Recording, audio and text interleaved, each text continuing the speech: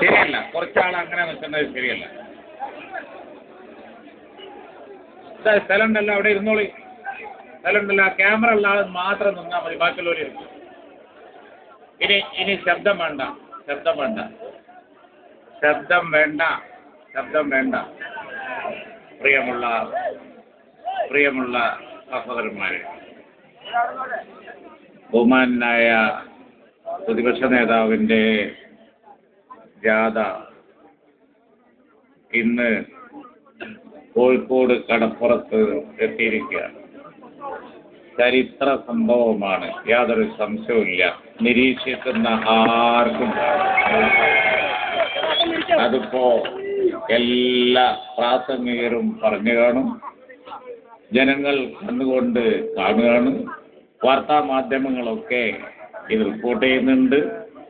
എൻ്റെ സുഹൃത്ത് അബു പറഞ്ഞു, നാഷണൽ MP രാഘവനും പറഞ്ഞു, നാഷണൽ ചാനലുകൾ വരെയുണ്ട്, എല്ലാവരും റിപ്പോർട്ട് ചെയ്യട്ടെ. കേരളത്തിൻ്റെ അടുത്ത ഭരണം ഇരിക്കുന്നത് ഈ കരങ്ങളിലാണ് എന്ന് വേദിയിൽ ഇരിക്കുന്ന നേതാക്കന്മാരാരാ? ഒന്നിനു മാത്രം പോന്നവരാണ് മാണി സാറ്. അതുപോലെ തന്നെ കേരളം കണ്ട പ്രഗത്ഭരായ നേതാക്കന്മാർ ഇവിടെയുണ്ട്, ശ്രീ വീരേന്ദ്രകുമാർ.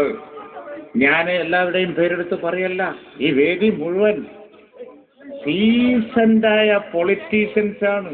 ദീർഘകാലം കേരളത്തിൽ ഇവിടുത്തെ പൊതുജീവിതത്തിൽ നിൽക്കുന്ന നേതാക്കന്മാരാണ്. അവരൊക്കെ ഈ നേതാക്കന്മാരൊക്കെ ഈ പ്രവർത്തകന്മാർ മുഴുവൻ ഉൾക്കൊണ്ടുകൊണ്ട് 2 യുദ്ധം ജയിച്ച് നിൽക്കുന്നവരാണ്. യുദ്ധക്കളത്തിൽ പോരാടണം. പണ്ട് പഴയ യുദ്ധകാലത്തൊക്കെ കളരി കുരുക്കന്മാര് എടുക്കുന്ന പ്രതിജ്ഞ കേട്ടിട്ടില്ലേ? ഒന്നുകിൽ യുദ്ധം ജയിക്കും, അല്ലെങ്കിൽ തോൽക്കും, അത് പ്രശ്നമല്ല. പക്ഷേ യുദ്ധത്തിൽ ചതി ഉണ്ടാവില്ല. യുദ്ധത്തിലെ ചതി ഭീരുവിന്റെ ലക്ഷണമാണ്. പലർക്കും കവിത വരുന്നുണ്ടാവും,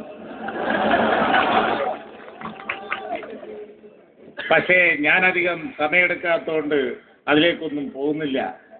ഒരു കാര്യം പറയാം, യുദ്ധത്തിൽ ചതിയില്ല. 2 യുദ്ധം ഞങ്ങൾ ജയിച്ചു. യുദ്ധം യുദ്ധത്തിനെന്തിനാ ചതി? പാർലമെന്റ് തെരഞ്ഞെടുപ്പ് ഞങ്ങൾ തൂത്തുവാരി ജയിച്ചു. പഞ്ചായത്ത് തെരഞ്ഞെടുപ്പ് ഞങ്ങൾ ജയിച്ചു.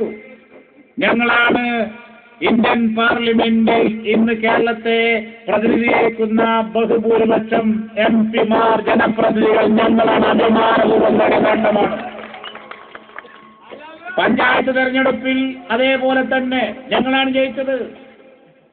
നിങ്ങളൊരു കാര്യം മനസ്സിലാക്കി, ഇന്ത്യൻ യൂണിയൻ മുസ്ലിം ലീഗ് എന്ന പാർട്ടിയെ മലബാറിൽ പ്രത്യേകിച്ചും ഒന്ന് തളർത്തിയാലേ രക്ഷയുള്ളൂ എന്ന് നിങ്ങൾ മനസ്സിലാക്കി.